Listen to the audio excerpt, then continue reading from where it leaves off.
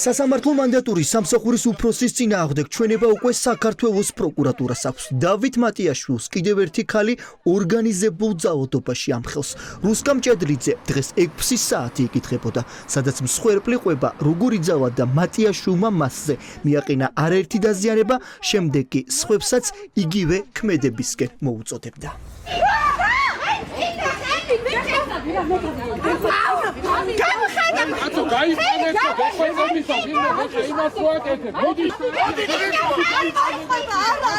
რამდენიმე წუთიანი ვიდეომასალის დეტალურად დათვალიერების შემდეგ ირკვევა, რომ დაპირისპირებამ სასამართლოს კიბეებიდან სასამართლოს ეზოში გადაინაცვლა.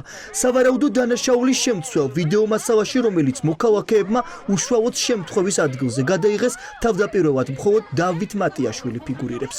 მას სამოქალაქო აქტივისტი სასამართლოს ეზოდან ძალის გამოყენებით გაჰყავს. რამდენიმე წუთში მანდატურის უფროსს სხვა თანამშრომლები უერთდებიან, რა დროსაც სამოქალაქო აქტივისტმა სხეულის დაზიანებები მიიღო.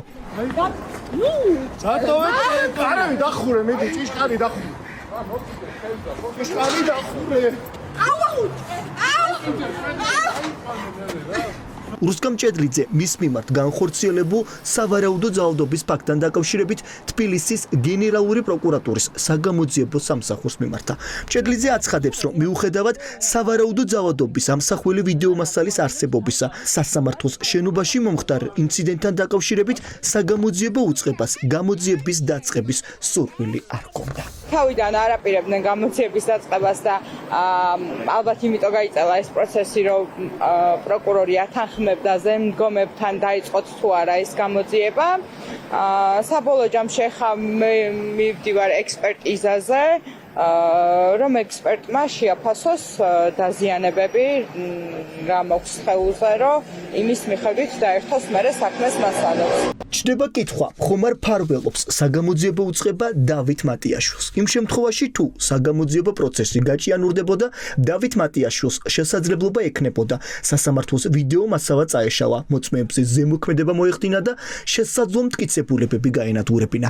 სწორედ ამ გარემოებების გათვალისწინებით საგამოძიებო უწყება იძულებული გახდა დავით მატიაშვილისა და მისი თანამშრომლების მიმართ გამოძიება დაეწყო. ამ საქმეზე სამწუხაროდ ეს არ არის პირველი შემთხვევა, როდესაც ადგილზე დაბარებული დაზარალებული იგებს, რომ მასთან აპირებენ თასაუბრების ოფნის შედგენას და არ ხდება გამოკითხვა. ჩვენ რა თქმა უნდა არ დავეთანხმეთ ამას, გასაუბრებისთვის აქ არ მოვსულ ვართ, სახეზე გვაქვს ძალადობის კვალიც და მნიშვნელოვანი არის, რომ საქმეზე დაიწყოს გამოძიება, გამოიკითხოს მოწმე და არსებითად მნიშვნელოვანი არის გამოძიების დაწყება, იმიტომ რომ მტკიცებულებები არ განადგურდეს. პროევროპული აქციების მონაწილე რუსკამ ჭედლიძე არ არის ერთადერთი, რომელმაც დავით მატიაშვილის წინააღმდეგ საჩივარი შეიტანა. რამდენიმე თვის წინ მის წინააღმდეგ საჩივარი კიდევ 50-მდე ქალმაც შეიტანა. ყველა მათგანი ამტკიცებს, რომ მანდატური სამსახურის უფროსმა მათზე ფიზიკურად იძავდა. მოსარჩელეებს შორის არის მარიამ შუშანიაც. აქტივისტმა დავით მატიაშვილის წინააღმდეგ საჩივარი ჯერ კიდევ 2025 წლის 2 ნოემბერს შეიტანა. საქალაქო სასამართლოში ძალიან ხშირი პრეცედენტი იყო სამოქალაქო აქტივისტებზე, ოჯახის წევრებზე და სინდის პატიმრების მხარდამჭერებზე ძალადობა, რის ხელმძღვანელიც სწორედაც რომ დავით მატიაშვილი იყო. პირადად მეც მან საკმაოდ მძიმე დაზიანებები მომაყენა არაერთხელ, რაზეც საქმე აღძრული არის უკვე თვეებია და შესაბამისად არავითარი რეაგირება სახეზე არ ყოფილა.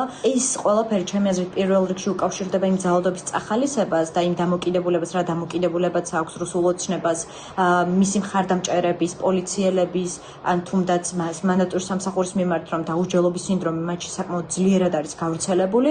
სამოქალაქო აქტივისტებისა და სხვა მოქალაქეების მიერ შეტანილი საჩივრების საფუძველზე საგამოძიებო უწყებამ მანდატურის სამსახურის უფროსი და მისი თანამშრომლები გამოკითხვაზე უნდა დაიბაროს. იმ შემთხვევაში თუ გამოძიება დაადგენს, რომ მანდატურის სამსახურის თანამშრომლებმა ძალადობით უფლებამოსილებას გადაამეტეს, მათ სისხლის სამართლებრივი პასუხისგებლობა დაეკისრებათ. იქამდე ვიდრე სასამართლოს მანდატურის სამსახურის თანამშრომლების გამოკითხვა დაიწყება, ხვალ გამომძიებლებს ჩვენებას კიდევ ერთი ქალი ადვოკატი მარიკა არევაძე მისცემს. იგი ამტკიცებს, რომ 28 ივლისს სასამართლოში მასზეც მანდატურის სამსახურის თანამშრომლებმა ფიზიკურად იძავადეს.